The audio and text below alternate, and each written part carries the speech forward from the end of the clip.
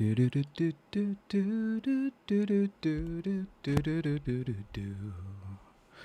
shouldn't be doing this. It's Friday, and I just got home. I was drinking beer on my back porch, but it's really cold. It's really cold, and I just don't want to play video games. And I'm trying to finish up this chapter for my Substack. We've gotten to chapter 12 of the Blackbird Variations, and I'm sure that there's much more popular live streams going on right now, so it's a perfect time to revel in literature while we wait for something else to happen. Hey, Husu, how you doing? I'm going to try to read a couple chapters out loud with maybe a couple people listening to me. Maybe I could just talk into the camera for a bit, but there's this. I'm trying to finish this chapter, and I've been working on these 4 freaking pages up till the break where we go into the, what's it called? The subtextual libretto. M.R. Claw says, briefly, what games are you enjoying through? I've been playing The Last of Us 2 for the last, I guess, week and a half. A couple hours here and there. Really pretty game. Some of the drama's a little just not for me, but whatever. It's really pretty, and I'm enjoying it. I tried playing the first one, which it's like a zombie game. Last of Us, it's like a post-apocalyptic zombie game, and I tried playing the first one, which is supposed to be like this PlayStation classic, but I just didn't like the mechanics. I'm not really big into zombie killing. It's just not my thing. That's why I'm anti-woke, because I hate killing zombies. A total hypocrite here. It's all being anti-woke is. Anti-woke is. Ideological zombies, like with just attacking them with flamethrowers and chainsaws or shotguns or whatever. Limited ammo. Limited ammo. So that's the video game. I was playing the remake of Death Stranding, which is a beautiful game. That game, Death Stranding, is released in the fall. I think it was like November or October of 2019. And I played that, and I bawled. That game just made me cry so hard. I never cried to a video game. I was just like bawling. Like the last mission you take, you're just like carrying this object up a hill. That's all you're doing. It's basically like it foretold 2020, basically. It's Amazon Prime minus delivery truck simulator. Basically, you just like walk around with packages and people try to beat you up, like it's some sort of inner city, Antifa Portland kind of like people coming out of the woodwork, but that's what you're doing. Yeah, so I got home and I opened a beer and I was on my porch and it was really cold and I got really lonely. I'm like, well, you should go out. I'm like, well, I live in the woods. Who am I going to go out with? I don't know anybody in Olympia. And I actually found out I don't live in Olympia. Greatest news I've received in a long time. I'm in some sort of unincorporated district outside of Olympia, which is pretty cool. Because I really don't like Olympia. I just don't like it. There's something about it I just don't like. I love Portland, or I loved Portland before it became too Portland. Una, you still in Portland, or do you go back to Eugene? Don't answer that. This is the internet.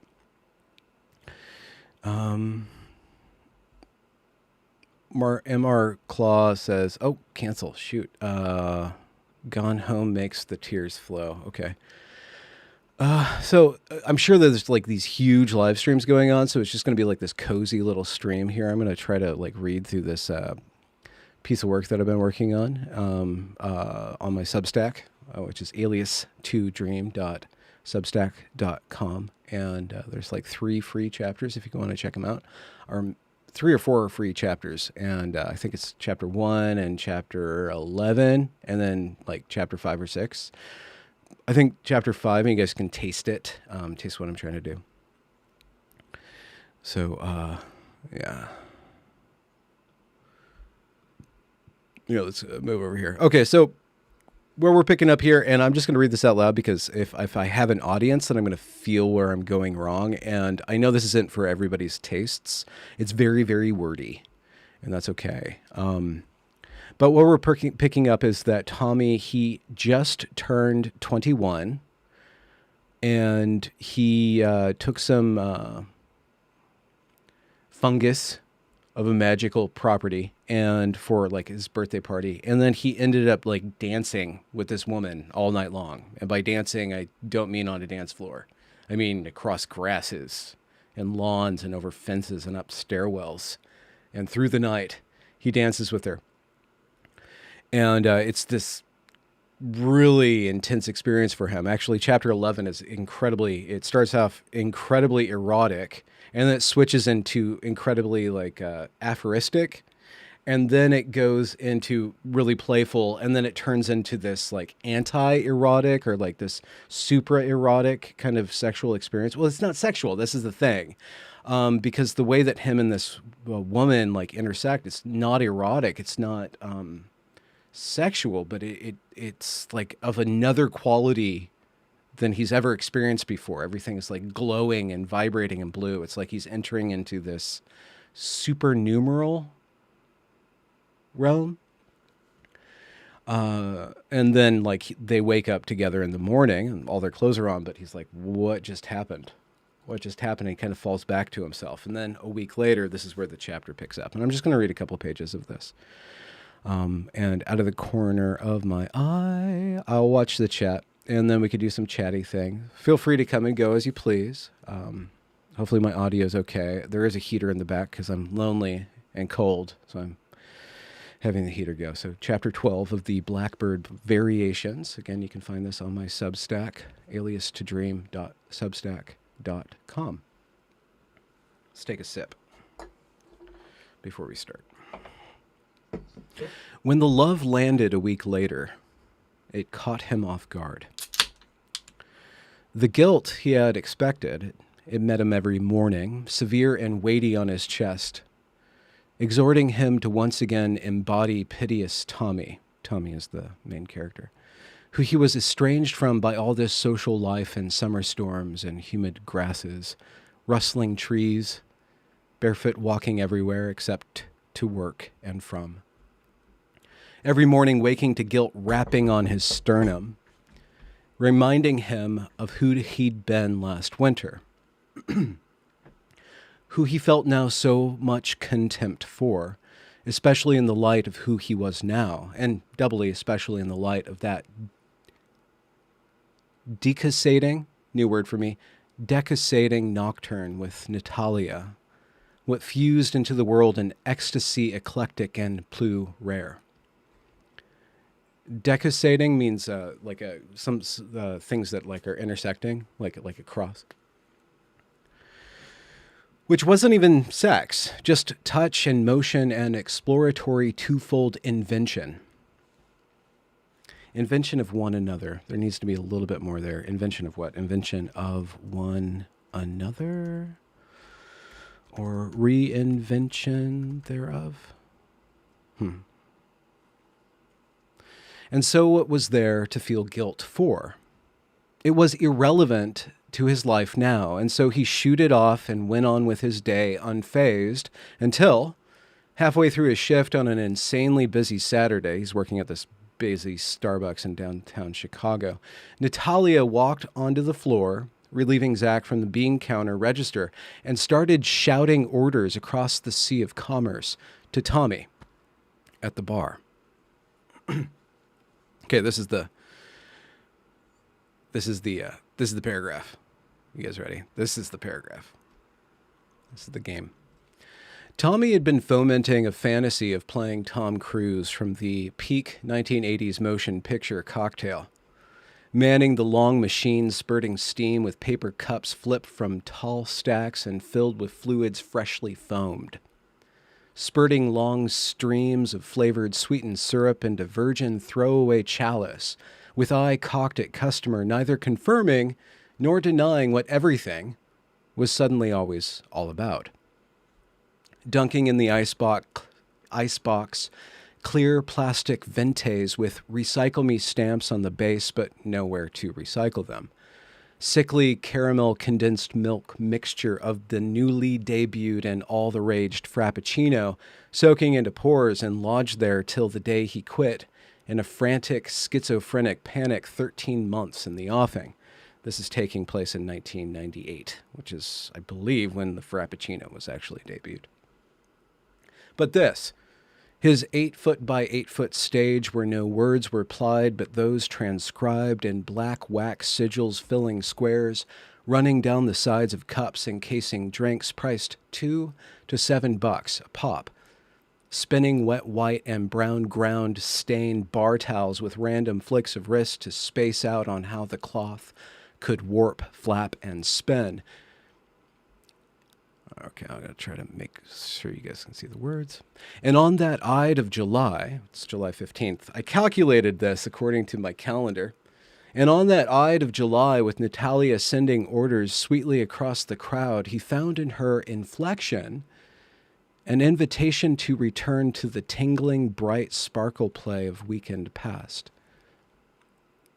And before accepting that invitation, he paused and held her on the stage of his attention, the track lighting growing luminous over her softly skin. He hearing new notes from the recorder's subtextual libretto. He's a writer, so that's what he's always writing this thing. This thing intrudes into his consciousness. He hearing new notes from the recorder's subtextual libretto and feeling her pulling those new notes from him, from that hidden source of something in him, from that hidden source within him. We'll just put within him right now, but we have to come back there. And feeling her pulling those new notes from him, from that hidden source within him, out of him. I have to fix that sentence. And then a switch occurred in the invitation she offered, a switch that turned what appeared as brilliance. She keeps on calling him brilliant, and that's how she seduces him. A switch that turned what appeared as brilliance from where she stood into a fountain come from him of wanting to be ever in her sight, to attain and remain in her attent for an indefinite period. And as some part of him fished for words to lay over the tune in his ear, and as his obvious parts were employed in a flurry of pulled shots and steamed milk, another segment of his self merged with the impetus coming from him to her, warmer than longing and longer than want, which became a current of loving her, of loving through her, of throwing his love into her, and through her into the world. And he was not prepared for that. He felt his passions and ambitions dovetailing with her as their focus, she standing like a gateway to an always, to what is called an ever after, in the tales you think yourselves clever for reading as childish glosses over life's perpetual problems. He felt that foreverly after, in its essential possibility, like a kitten discovering its love of small birds, feeling its whole being as destined to love them face first. That's what this woman felt like before him, like what he was put together to be put together into. And crushing in this rush of feeling for her, he reached for his language for this. The language developed throughout high school by means of juvenile poetics, then forged over this last year and some months with her, his little, There's a wordplay there. His girlfriend's name is Lily, but his main character before she vanished from his imagination was this little girl. There's a heavy betrayal going on. The space of the cafe inverted, his insides turning tight and inordinately crowded. He felt his breath be gone and heart speed up and nearly scalded the pint of half and half steaming for a breve ordered by a mimsy dame vainly explaining her latest dietary sacrament. Footnote, something called an Atkins diet, which can be considered the paleo.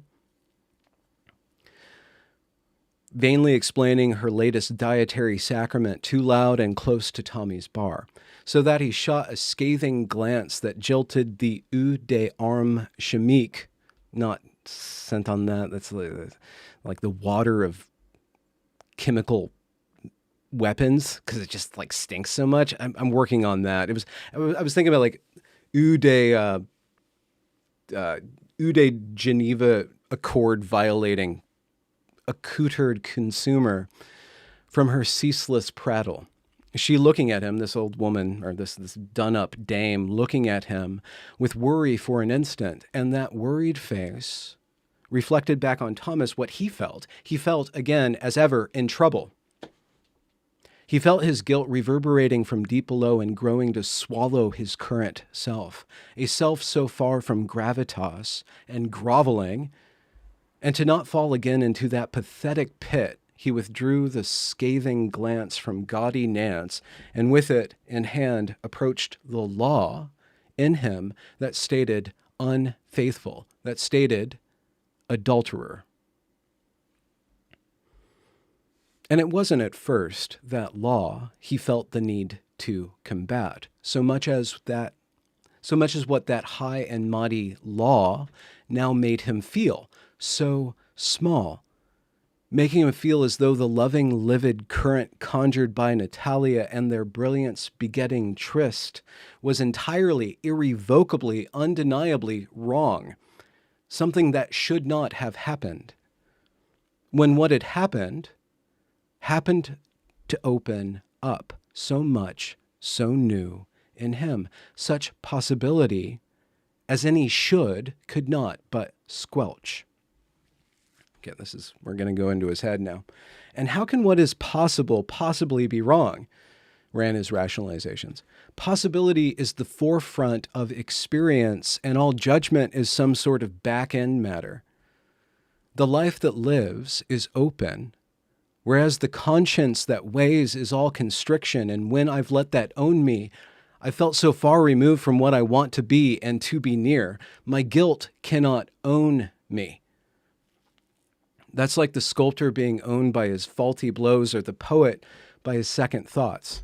When I, like them, owe my allegiance not to my mistakes or all of the mishaps of an experimental life, but only to the work. And what is my work right now? It is just adding things to what other people want. It is fixing up their wants with a little something more.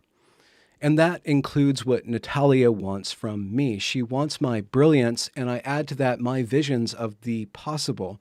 And that is our exchange. And it sits entirely in the present experience of the ever-afters, not in the after-ever. I've been trained Christianly to prostrate myself before. I have to add the Christianly, but Christianly. These stabs at certainty did, certainly, garner him some distance from his guilt, but only insofar as he abstained from consideration of what felt like love for she who stood across the store as foci of his passion and ambition, and his wits unmooring want to collect for her and disperse through her so many diverse moments, thoughts, and tunes. For to think of what felt like love for Natalya would force him to measure it against what he could not now feel, but knew was love for Lily.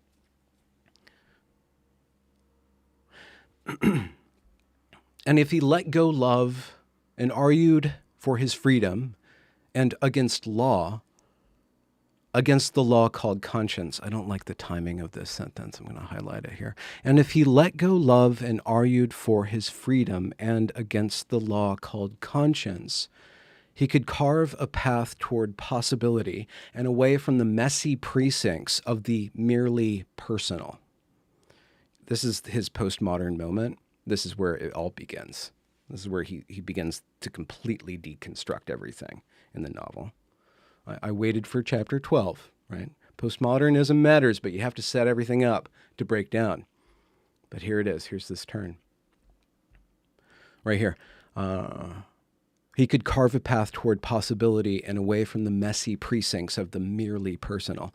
And holding his thoughts aloof from love and against law, his storied rationale bore him memories of when the idea of woman first broached his imagination.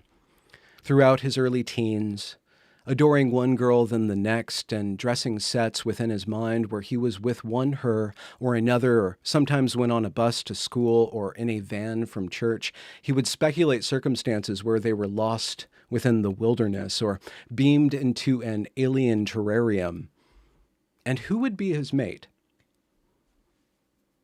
Who would he be assigned or find a pair bond with? And when he learned at last to flirt and found, at least within the first few steps, he could gauge what plausible affinities would lead to sound affection so long as he kept want at bay and never belied expectation, which always caused the game to change from fun to a final accepting or rejecting choice. There's something up with that word choice. It's got to be dilemma. It can't be choice. It's got to be dilemma, but I'm going to have to do the etymology of that one just to make sure it works. So we'll do that there. And this is an incomplete sentence. Thank you for letting me read this. So I find these things.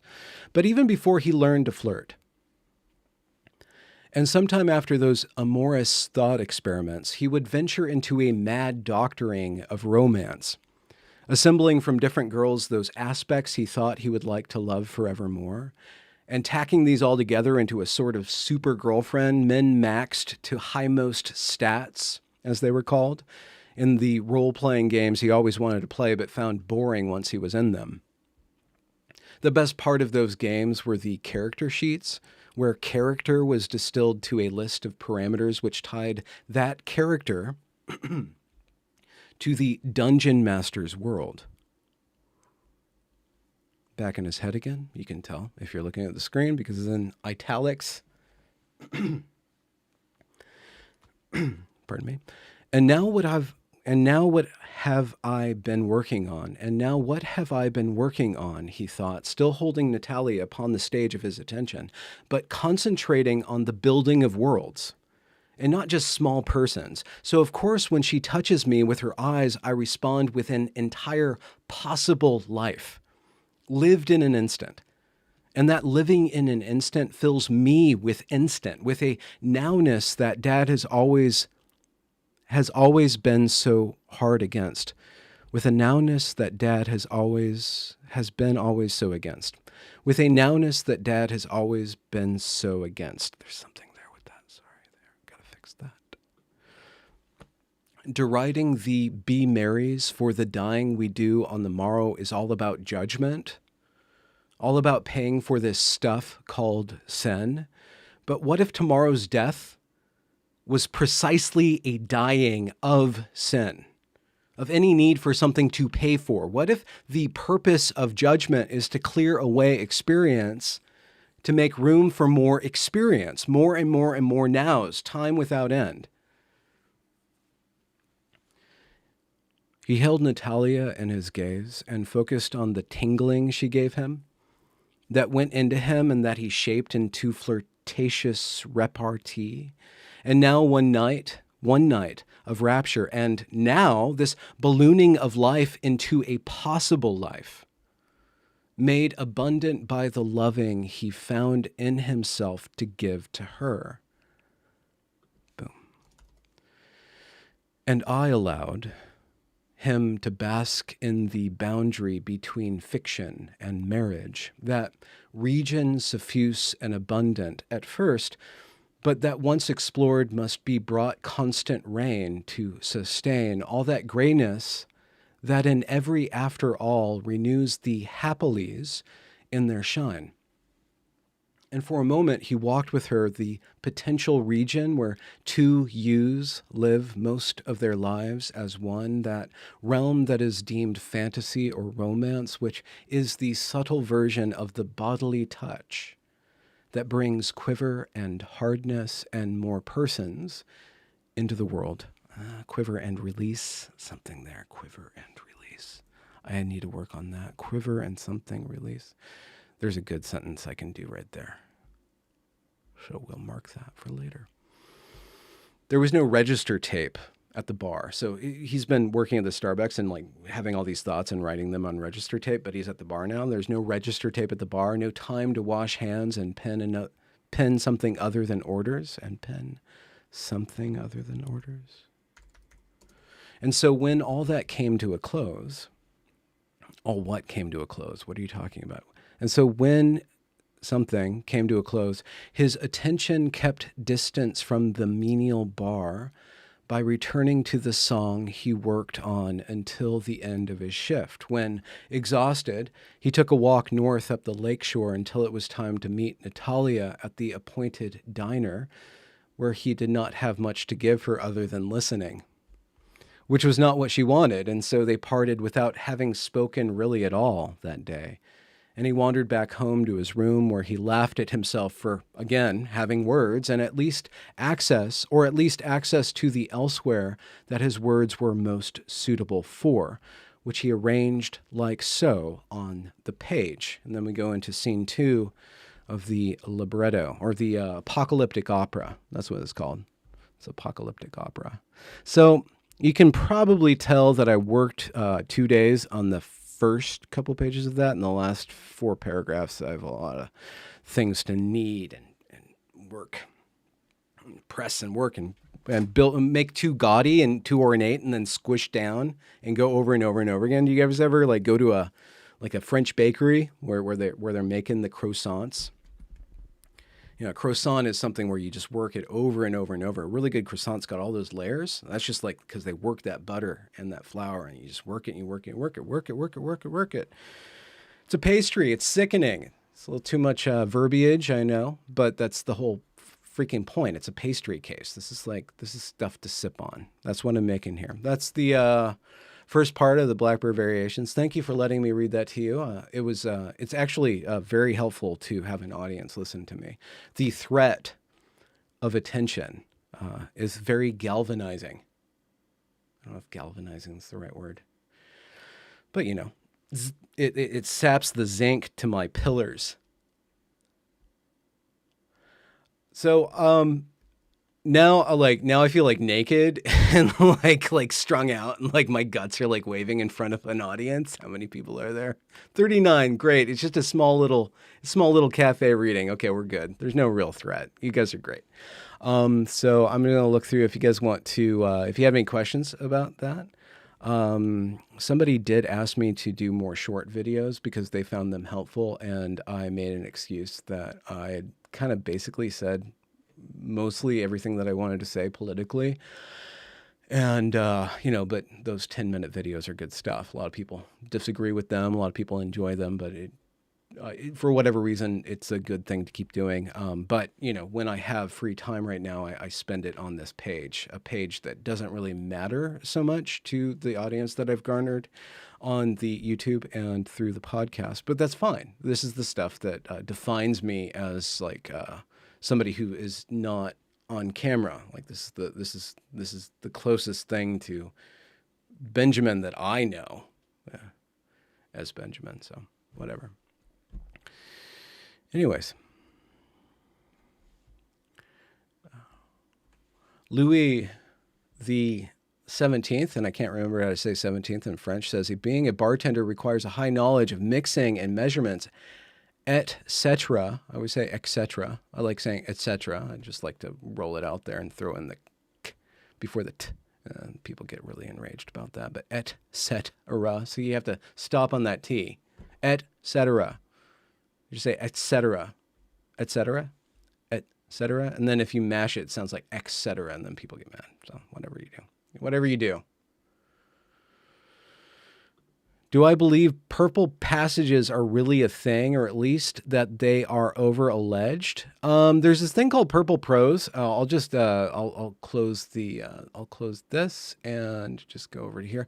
Do you believe purple passages are really a thing, or at least they are over-alleged? There's this thing called purple prose, which is too flowery. Purple prose means something that's too flowery. I think that people who I think that allegation, insofar as it signals something that is overwrought, isn't that it's too complex or too wordy. It's that it's not wrought enough, right? So you think of something that's overwrought, something that's just too many parts to it, too many notes to it, to quote that Amadeus movie that I was watching clips of earlier for some strange reason. If like you get to a passage in a story that makes you like kind of slog through it because there's too many words and too much thought going on, people call that overwrought. I think it's like it's not wrought enough. You can get away with that as long as you like really that kind of stuff overloads the author just as much as the reader, and so he doesn't go back through there and really like balance everything out. And when I read out loud, I can feel that there's something not quite there yet about things. And because I compose entirely by meter, everything is metered, everything has a musicality to it. That's how I understand if it works or not. That's just my writing parameter ultimately is, does it sound good? Can you say it? And when you say it, does it sound good, right? And if it doesn't sound good, it doesn't matter how purple it is, so called. If it sounds good, it sounds good. And it doesn't necessarily have to make the sense that people are trained through journalism and through, young adult fiction grade level reading styles. Like they don't want any of that art. They just want the freaking story. Just state your point, state your argument. And I understand that. That's very important. It's very important in this medium to get to the point. And if you want to stumble around with the point, you have to make it flashy in a very certain way that's still accessible. So purple prose or overwrought stuff, it shoves the reader out of it, or it demands too much without giving them something in return. So you can be demanding as an author or an artist, but you have to give interest on the interest that's invested into you, right? If people are paying you attention, you have to give them interest on that attention. You have to inflate that with something. You have to give them returns on their investment of attention. So one way you do that is by being pretty. One way you do that is by being informative. One way you do that is by being actionable and using various different dramatic tropes, like I spoke with Stephen Bruce about earlier this week or last week. Tension, emotion, crying, tears. You get some sort of conflict going on in there, and that draws them along. That conflict and the dramatic aspect of fiction is very potent, very powerful. But there are other things that you can be investing into. And even on the deeper level, if you can broach into something that's actually meaningful, something that has some sort of archetypal substance to it, or some sort of actual spiritual substance, every once in a while you can feel where the author is actually really close to a very high level of feeling or a very subtle level of consciousness, and you can feel that vibration on the page. That's content. That's real content. So what the author is trying to give the reader is actual content that's worth their while. And some of it's too fancy. Some of it is just basically making sounds for the sake of making sounds. And it's only through writing and rewriting and going over it and then reading it to an audience. And, I don't necessarily need any feedback because it's too late for this. This book is 1998. This book is, 1998. Can you guys help me do math? It was started in 1996, on November 17th, 1996. So it's almost 25 years old. At this point, it's like, I don't listen to critique. I listen to the work at this point because it's like my first child. Like, this is basically my first son. Totally disappoints me. And I beat him up in front of people, but at the same time, like, he is the essence of who I am. Like, this is basically my son. The second book is my daughter, and I love her a lot more, and I think she's actually a lot more accessible. But I have to write the first book all the way through before we can get to the second book. But it's out there. It's called A Resistance of Letters. It's about fairy tales. The author in this, he breaks his brain on, basically you could say postmodernism, but basically it's kind of postmodernism allows him to kind of rearrange his life. And then he gets overly ambitious. He gets into kind of magic, and he starts to try to rewire Western archetypes, and he gets burnt. Like, he short circuits himself trying to rewire Western archetypes. And then the second book is him building himself up by working in a preschool and just telling freaking stories. Just tell a child a story, right? And through childlike understanding and childlike attention, he finds his way to put himself back together again. But this is the breaking. This is the breaking. Right. So the breaking of literature belongs at the end of literature, but because I'm a freaking postmodernist, I put the breaking at the beginning, and then you get to watch the person build himself up only to break himself all over again. So there we go.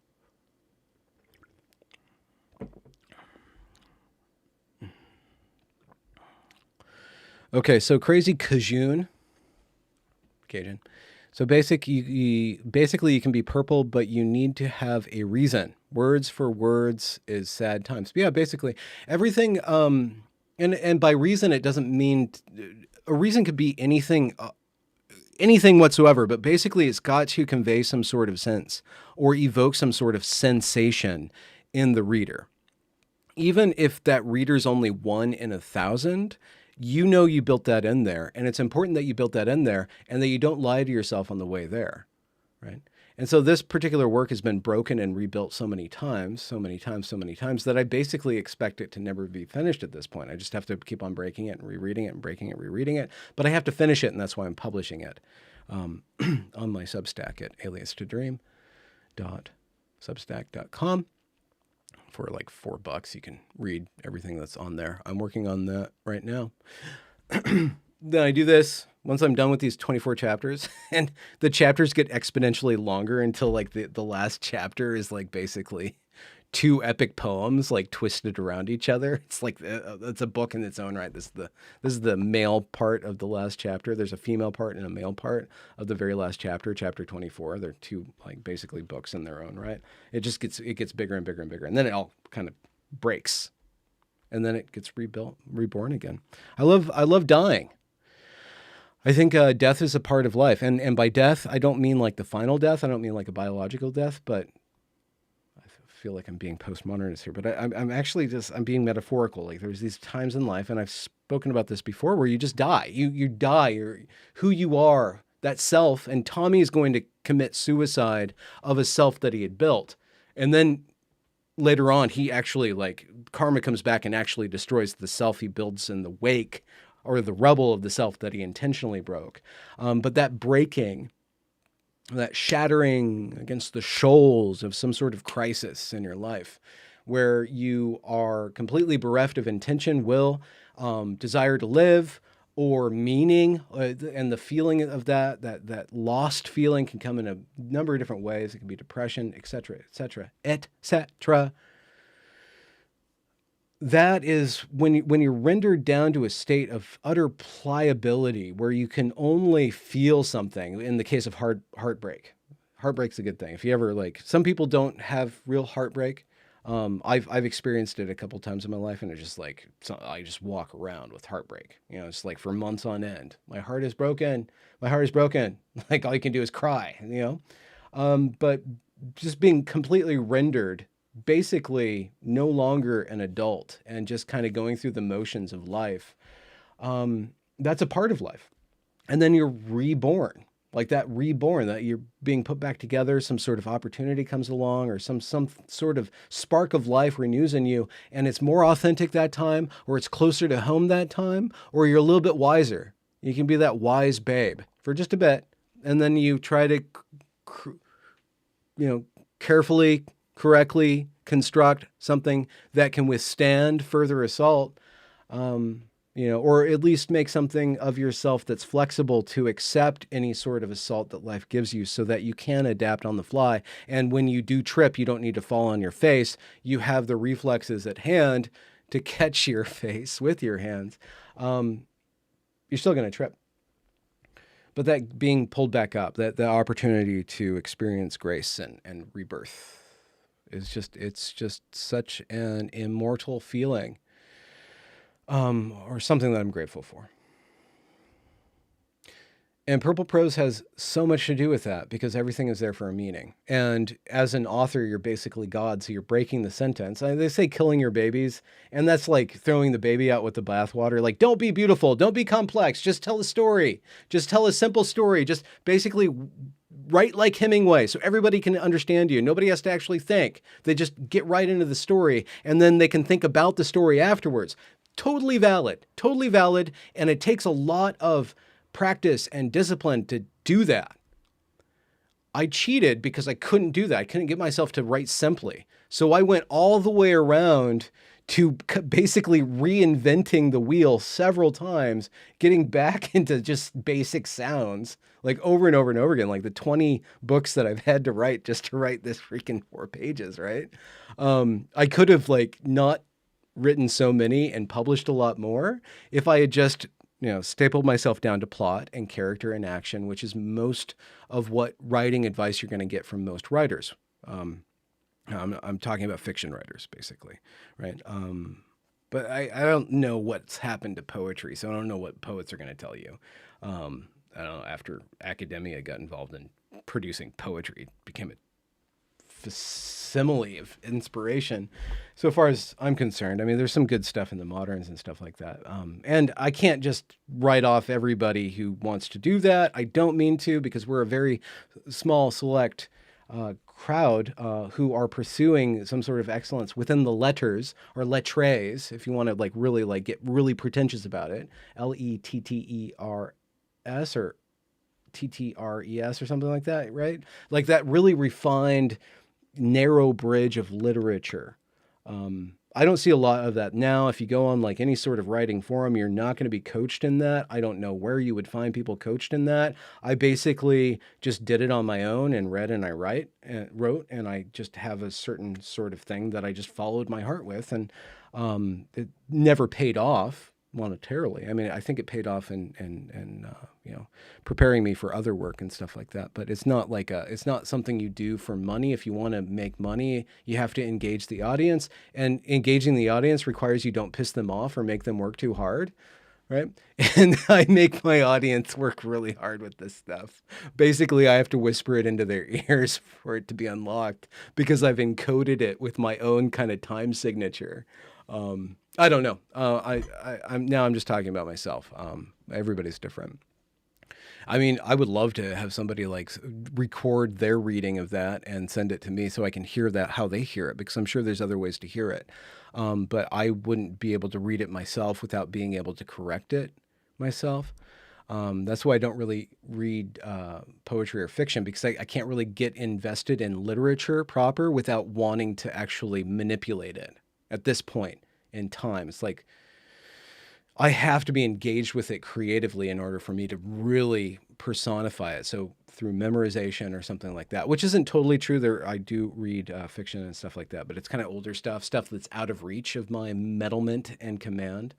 I'm really feel like I'm just talking about myself, which I don't necessarily want to do, but there's only 42 people watching this, so it doesn't matter. Most people are watching some really awesome live stream on YouTube right now. Some big political players or commenters are going at it about some sort of prescient issue.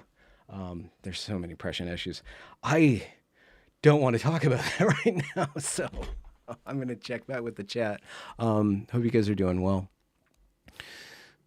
Una, there are many real witches in the real forests of the Pacific Northwest U.S.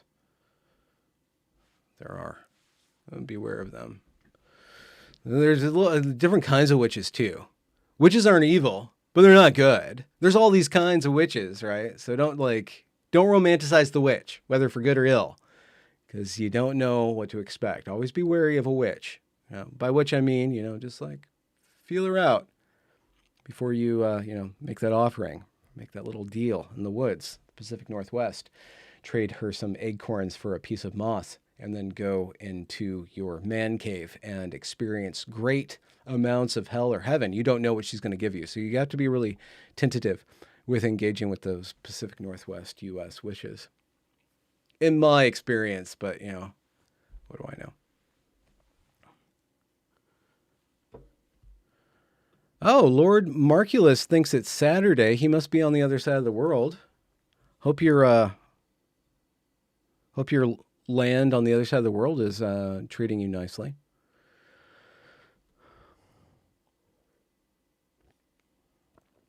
Wait, what? Chronicone? I don't know. You guys are talking about something. Okay, wait, hold on. There's a 2-part tweet here. Okay, here we go. They mentioned me directly. Benjamin A. Boyce, the video called My Son's Suicide Note Will Change Your Life. Oh, I recommend that YouTube video. It may not have changed my life, but it really showed me how fathers do not show. That's really sad. Fathers do not show their weakness to their kids, thinking they are protecting their kids, but in reality, they are damaging their kids by being unable to teach them that coping skills. Definitely watch it. So again, let's plug this video. Sounds like a tearjerker. Man. Been on the verge of tears lately. I don't know why. Okay. The video is called "My Son's Suicide Note Will Change Your Life." Okay, so that's something to watch and to learn a lesson from. I'm reading this book by Lisa Marchiano, who's a Jungian psychotherapist or psychoanalyst or analyst or psychotherapeutic analytist. I don't know. All these different counselors have different like kind of things, but she's a Jungian kind. She's been on my channel 2 or 3 times, I believe. Wonderful woman. She wrote a book called Motherhood, and it's basically just about her practice as a Jungian ist. And she basically takes a bunch of fairy tales and talks about just these different kind of archetypal relationships, specifically around motherhood. It's very powerful stuff, man. It's just like, it's so powerful. Like working on that fairy tale archetypal level, it really does feel like I'm poking around in some deep places in myself, right? And even though she's talking about motherhood, it's just very, very relatable. Very good book. If you are a female or interested, curious about motherhood, I will plug that. I'm going to have her on the channel later on this month, so you guys can check that out. But just thinking about like fatherhood and raising a kid and making mistakes or not doing the right thing for whatever reason, intentionally or unintentionally, or having some sort of weakness or whatever. I'm just now thinking like, well, what about fatherhood?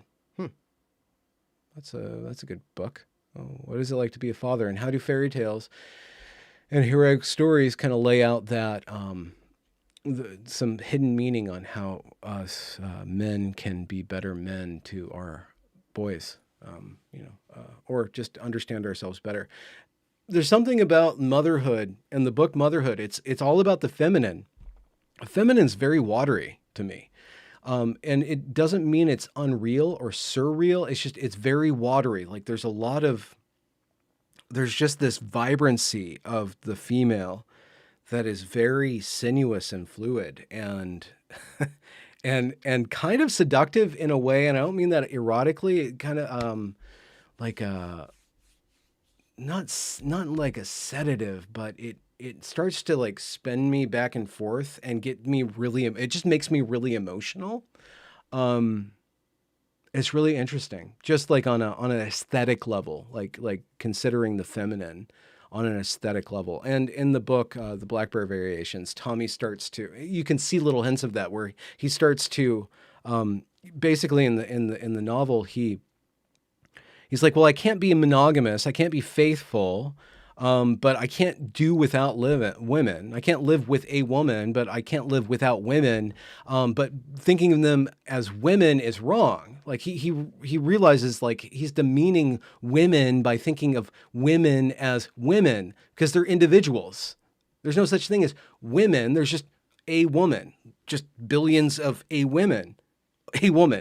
So he he goes this weird route because he's a total freak. He goes this real route and starts to worship woman through women, right? Instead of breaking women into kind of women, and being a womanizer, he seeks the woman in every woman. And he shouldn't do that because it breaks him. Like he's playing around with his own consciousness. And of course, I'm sure you could do a feminist critique where it makes the women the victims in this situation, which is not invalid critique of his behavior. He's trying to cheat his way out of that behavior. But he starts to make contact with some very deep aspects of the feminine. I wanted to say divine feminine, but I mean like the deity woman, like the very concentrated forms of woman. And again, like Pacific Northwest witches, they're not all good and not all evil. You have to be really careful when you start to deal with these really potent psychic forces and then involve those psychic forces in relationships or evoke those psychic forces in relationships with other people. Like he gets, and this is not for another 12 months or like 5 or 6 chapters or 10 chapters, he starts to really get off his rocker because he's looking at the world as though he can recreate the world into a dream. He starts to kind of try to turn everything into a fairy tale. Every human interaction, he just turns up the dial of meaning all the way as far as he can. He just cranks it up and it gets really compressed. It gets really cartoonish. It gets really intense. I don't know if I pull it off, and we'll get there. Hopefully, I'll have that out in a few months. It's taking a long time, and I have some big things to get through before we get to that point. So when we get there, we'll see if I pulled it off, like showing how he frays, because he does that. But going back to what I was talking about, motherhood, Lisa Marchiano does really great. And the one criticism I have about the audiobook is that the woman who reads it, excellent voice work, but she's like kind of whispering, and I need it louder because I listen to it on speakerphone when I'm driving back and forth from work, and I can't hear it. So I wish it was a little louder. Her voice doesn't really project. Which is kind of the limitation of the female larynx. It's hard for them to be really. Oh, men have extra. We have extra decibels, or we have a lower register, so we can actually project without it being, with it still kind of maintaining some sort of pleasantness to stand on. And I can, like the female, if a female doesn't train herself to connect her bass, and projects, it can be shrill. And I don't mean that in this. Like, oh, you said the shrill word about a woman. We're going to cancel you now. There's this roving band of maenads. You guys know the myth of Orpheus? Orpheus, beautiful dude, songs and dance and demigod. You know, he's going around Greek countryside doing beautiful things for all the people. And he's making these beautiful lyre-strung lyrical sonnets and stuff for people. And he falls in love with this girl, Eurydice. Maybe she's like half girl, half god. Who knows? It doesn't matter. But he falls in love with this paragon of beauty, Eurydice, and she dies, and he's heartbroken because he's a fucking poet. And he's like, oh, I can't live without her. So he like goes down a crack in the forest that he finds. And he goes all the way down there, and he finds Hades, where all the dead people are, or the souls of the dead people are. And there's like the god of Hades called Hades. Like an egotist. And then his bride, Persephone. And Persephone is like, they make some sort of deal. Persephone's like, oh, you want your bride back? Well, play me a song or something. He plays her a song. She's like, okay, you're such a great poet. Queen of the Dams like weeps, and she's like, okay, you can take your bride back, but you can't look back at her. You can bring her back up, but you can't look at her until you get to the surface. And what do you think he does? Fucking poet. It's like he's climbing up. He's taking the inspiration from the very depths of his soul, and all he has to do is trust that it's there and not mar it with his attention. Just give birth to this thing, and he can't do it. He's a fucking poet. He looks at her, and he sees his inspiration. He sees the love of his life just descend and escape, and then he's spat out of the womb of the world, failed birthing person that he is, because he's not a birthing person. He's a freaking poet. We don't give birth. We don't have what it takes. We are tempted by looking at that which you are not to look on, and just let it go, let it happen. But he fails. He feels bad, and he wants to die, and whatever. He washes up on a shore. He tries to kill himself, maybe or maybe not. He's like, and his songs aren't playing right anymore. Nobody wants to listen to him. He's totally washed up. And then the worshippers of Dionysus come by. The maenads, I think they're called. There's probably a better word for it. Maenads, I think it's called. There's a painting. Oh, I should try to find that painting and put it on the screen. Let's see if I can do that really quick. There are the maenads. They're in like this fury of like drunken worship of the god Dionysus, and they're on this orgy of like just pleasure hounding. Like they're just totally on a trawl. They're totally on a trawl. And what do? They see him. They see this pathetic male who failed at giving birth to inspiration. They don't respect him at all. And they rend him limb from limb. They rend him limb from limb. Let me see if I can find this picture. It's a beautiful painting. I think it's old enough to not be copyrighted. Here we go. And then they rend him limb from limb. Anyway, so there's these... I don't know if they're feminists or not, but there's these women who call themselves feminists or whatever.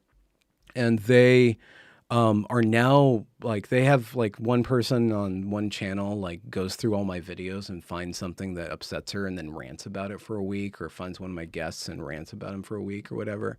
And then she's got a bunch of like groupies. I'm thinking of them as hench bitches, right? Not like henchmen, but hench bitches. Like she's got a bunch of goons. But I was looking for a female word for goon. And let's see if I can do this. Can I make it work? Can I make it work? She's got this bunch of goons come around. They look for my where am I?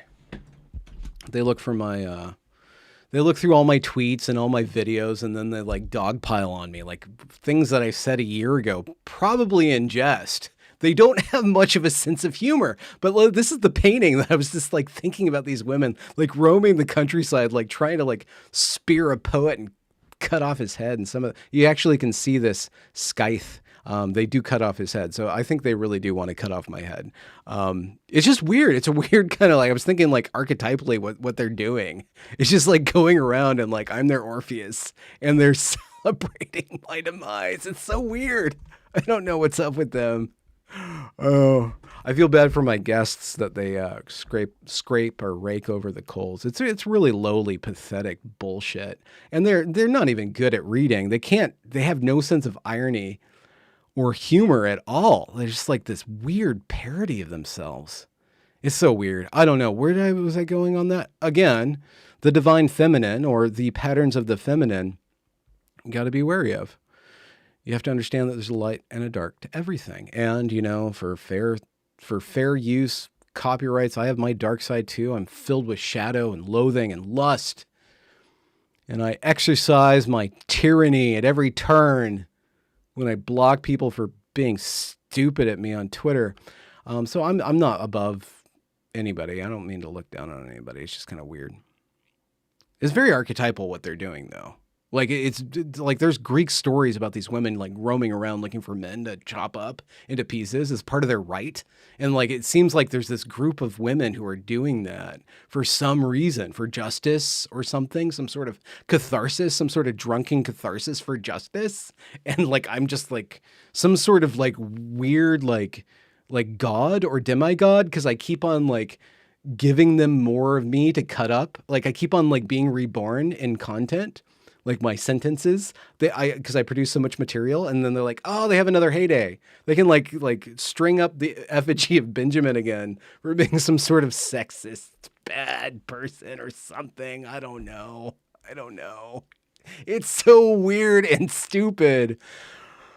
I feel bad that they go after my guests. If they keep on going after my guests, though, like I'm gonna, that's just not cool. It's just not cool. And it seems like there's some malice going on there, like really going after my guests. Like that's crossing the line. Like I'm a public figure, whatever. I'm not like Tubin. I'm not a pubic figure. I'm a public figure. So, I'm fine with being, cut up into a million pieces and distributed over the landscape. Only in that story, it was the brother of Osiris who did that. Set did that to Osiris, and then the woman Isis stitched Osiris back together. Or like made love to his severed phallus and gave birth to a new thing or whatever. So this I don't know how the maenads end. I should actually look into that. Like, what's the resolution for these roving bands of men devourers? Like, how does that story end? There is the Bacchae. There's that Greek play, the Bacchae, where if I recall correctly, the women just end up like they go on this. No, that's a different story. There's one story where the women revolt, and at the end, they just end up cooking men dinner. That's another Greek fairy tale. I'm not being sexist. That's just a Greek play. But the Bacchae, I can't remember how the Bacchae end. I should put that in chat because I don't know if I'm saying it right. Bacchae. Here, I'm going to put it on the screen. There we go. Bacchae. End of broadcast. Anyways, so how are you guys doing? Oh, 60 lovely pairs of eyes.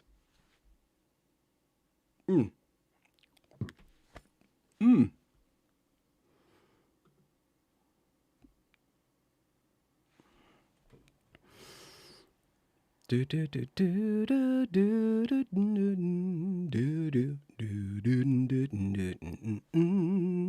Euripides do the Bacchae or the one with the chicken dinner at the end?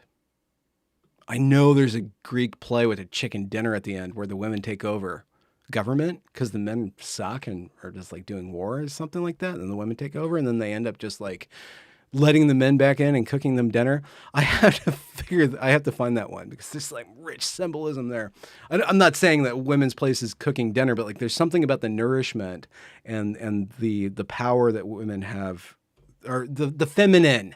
Jesus, like the problem with having a roaming band of Bacchae or Maenads or whatever on your back is that you can't ever trust them to read anything but the worst, lowest, stupidest level of your sense making. And it's just like, okay, do I have to constantly like speak to the lowest common denominator? Because it's not even a low common denominator. It's an actively negative denominator. Like they will even twist your words. They will go out of their way to make you say what you explicitly didn't say to fit their freaking like weird like, oh, I need a reason to cut your head off and beat you over the head with the torch. Oh, you calling a woman beautiful is gonna have to do. Never call a woman beautiful. I don't know. I'm kidding. Super chat, $10 from William Smith. Ben, wondering if you accepted solicitations for conversations, guest spots. I'm an Evergreen grad and I'm working on some projects that might interest you. I fear no hinge hags. That's a good one. Hinge hags. I'm going to take note. That's close. Like that. Contact me through Twitter, DMs, Benjamin A. Boyce, or through my email, which you can find on my About page or About tab on my YouTube channel. If you go to the Home tab and then you go to the About, and then you have to do a CAPTCHA to teach a robot what a human thinks a stoplight looks like. Have you ever been in the situation where you're like, that's not a crosswalk, robot? Like, it's literally not a crosswalk. It is where cars stop, so it is an intersection, but that's not a crosswalk, and it refuses to agree with you. I'm like, am I going to cause somebody to die because the robot wouldn't listen to me? Like, you don't trust me when it counts, robot. I'm trying to tell you that is not a crosswalk. It's just an intersection. Anyway, so you can find my email address there, and we can contact me if you'd like to see about doing some work together.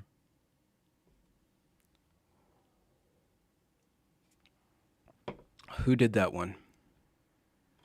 Oh, Listrata. I think that's what. Okay. Do I have anything else to say? Oh no.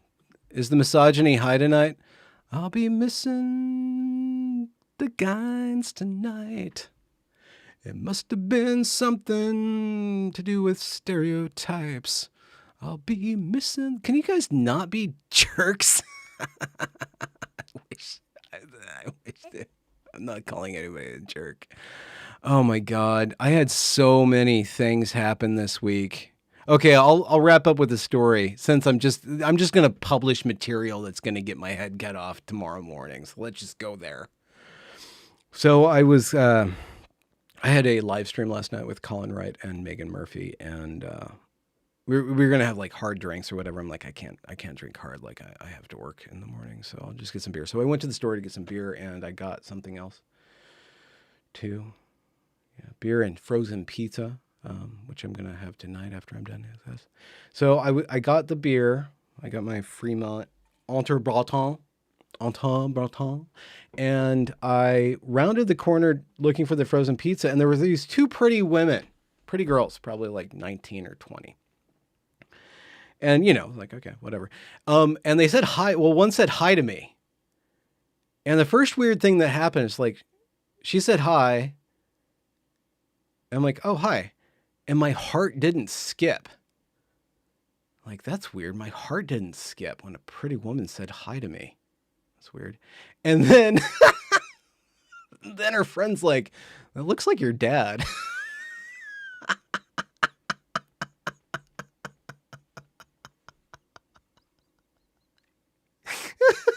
Isn't that great? So I put that on Twitter. Most people like reduce it into like horniness or like about the dad thing. It's not about the dad comment. It's not about the dad comment. It's about my heart like not skipping a beat. Like that was weird. Like, oh, something's different now. Something different now. I am no longer like enthralled by the recognition of beautiful females. Like, oh, I must be maturing now. This is weird. Like ever since I was like 14, I've had to deal with this really powerful like heart chakra based like redistribution of my center of gravity whenever I paid attention to a beautiful woman. And I'm like, it's not there anymore. Like, huh. It's kind of nice to be a little free from that. But I mean, realistically, yeah, if I had kids when I was supposed to have kids when I was 25, like, yeah, it was definitely probably would have been daughter age. I am dad age. I mean, you can't really see the gray because of the way I do my background, but like the gray is showing up. This is silver fox time. I'll be 50 in 5 years. I'll be that like the man that you want to smash or the patriarch you want to smash. And there's like two ways that that can go with certain people, like smash or smash, you know? And you're just like, okay, well, they're two sides of the same coin. So I'm just going to kind of just say hi back and do my thing because I don't want to be embroiled in all that. I have like middle-aged women coming for my balls. I don't need to deal with teenagers or 20-year-olds anymore. I'm kidding. I'm going to get in so much trouble. There we go.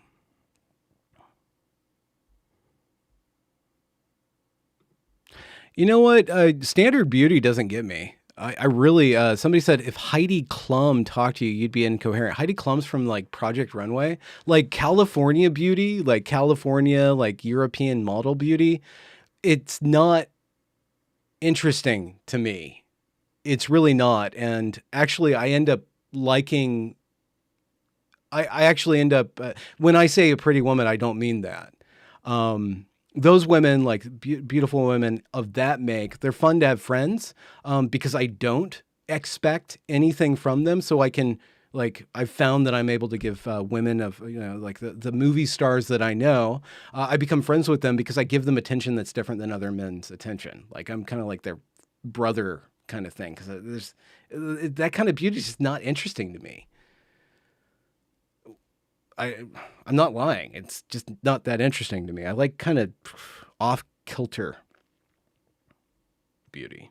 That's the stuff that like, because there's like richness and texture and asymmetry and grace and also women who aren't like nines or tens, they have room outside of male attention to develop a lot of different aspects of their personalities that are flattened by the 9 and 10 because of the searing glaze of men attention.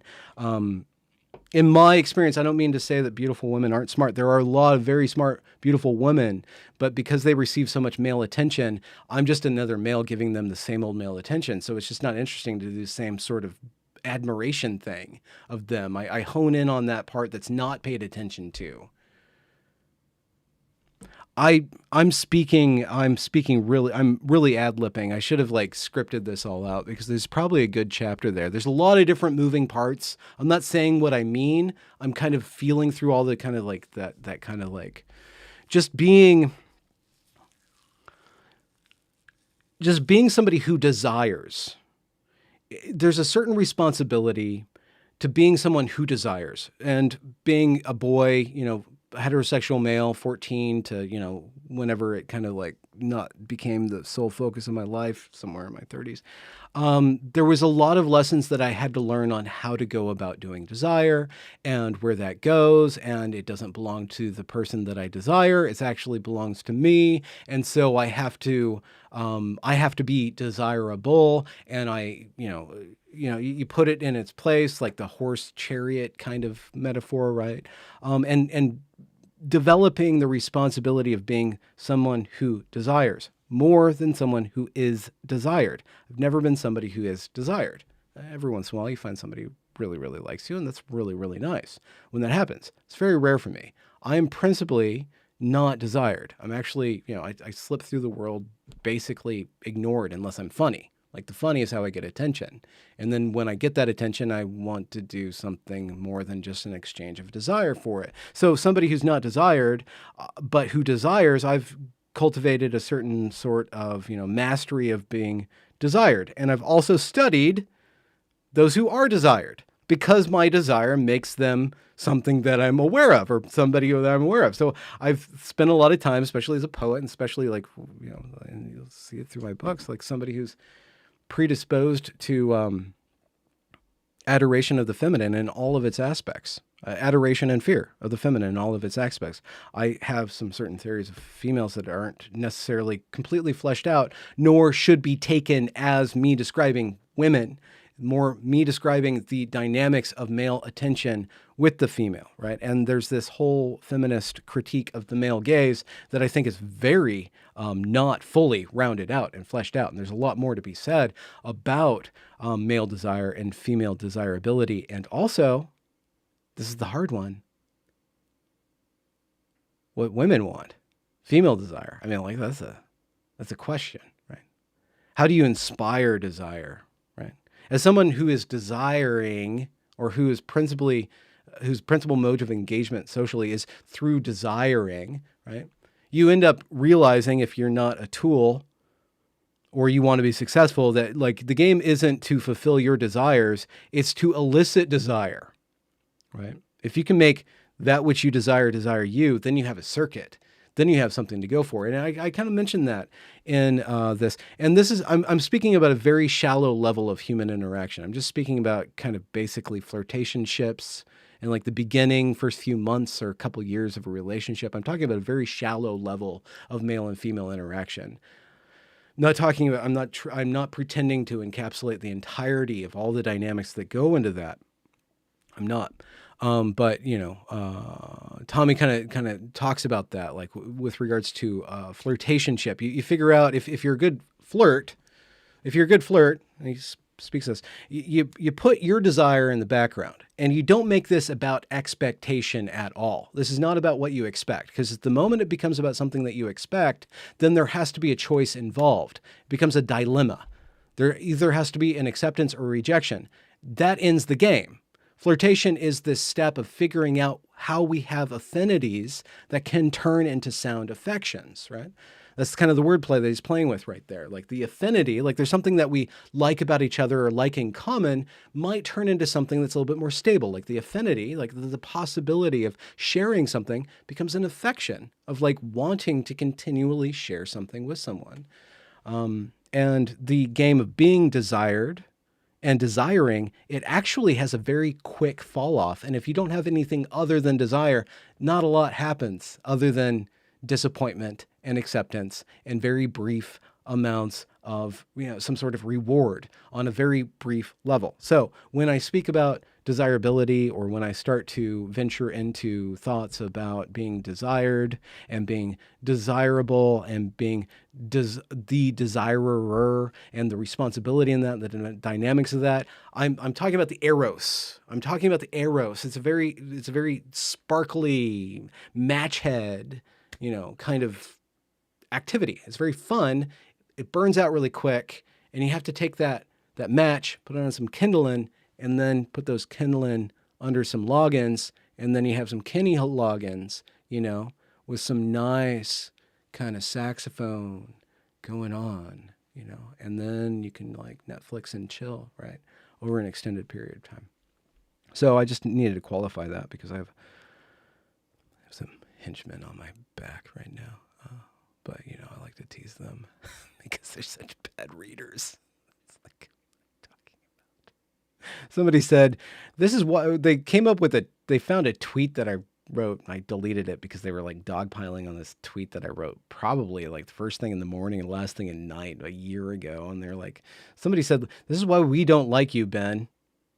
Or why we might like you if you didn't say things like that. I'm like, who's we? Like, who elected you? We of who? Like, who goes around and saying like you are the representative of what we like or what we don't? Like, who thinks in a group like that? I don't want to have anything to do with people who think that they could speak for everybody else in the group. Like, that's not sexy. It's not fun. It's not friendship. It's not amorous or affectionate or anything that I have any affinity for. Like, we don't like you if you don't say this, or because you say that, we do this. And that's just so weird that people think that they can represent people with this we-ness. It's just so weird. It's so freaking middle school. Like, like it's just so puerile and callow. It's a synonym for childish. I am having a Friday night expose of my heart chakra right now. I should probably get off because I'm just having a stitch and bitch here. I'm going to scroll through the chat and take another step of beer and maybe say something on the fly. I apologize if I've offended anybody. I really hope I didn't hurt anybody's heart with my expressions. I want you to know that I'm full of love for all the people and all their various stages of development. But if you're going to team up on me, I'm not scared of you. So I'm going to have to like wag my, if you're going to wag your finger at me, I'm going to wag my tongue back, you know, kind of thing. I'm not going to play like your fucking ally. I'm not going to do it. Oh yeah, I should go get my oven and the pizza. Thank you guys so much for joining me on this live stream. I will put it in the live stream archive, and you can find that there along with many other of my hidden gems where I say something completely ridiculous and that I will regret, but because I only said it to 30 people in the moment or 60 people in the moment, I can forget all about it. So I keep these things up for, a few hours and then I put them unlisted, but you can find them in the live stream archive playlist if you know how to get through YouTube, if you actually are watching this on YouTube. One more thing, some interesting news.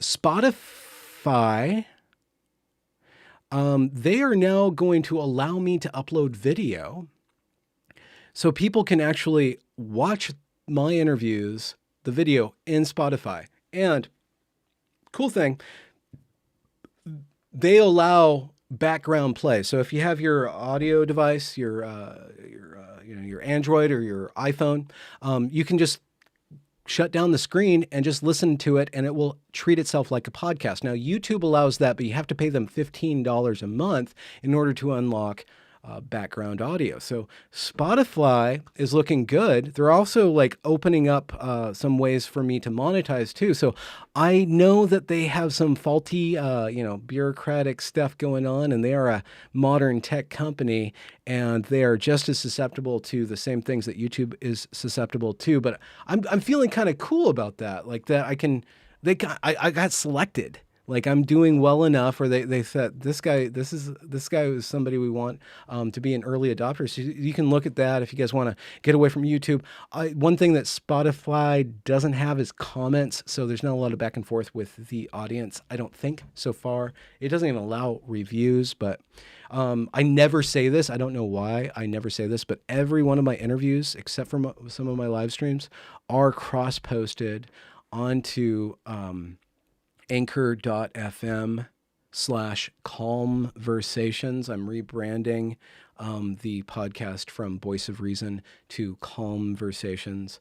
We'll see how long that sticks. But I kind of want to get away from the Voice of Reason thing, which is, it's fun. It's cool. It's Boise.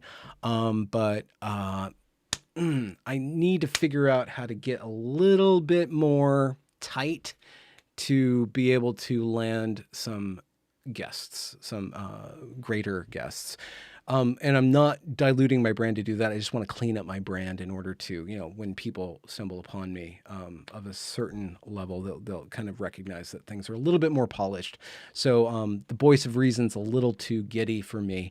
And Calmversations is just as dad jokey as anything ever. So it still encapsulates my punnage and my pretentious profundity, which is just me in a nutshell. Pretentious and profound. I'm sublime. If I had a lime, I'd put it on my head right now. They're all in the other room. So I'm going to go.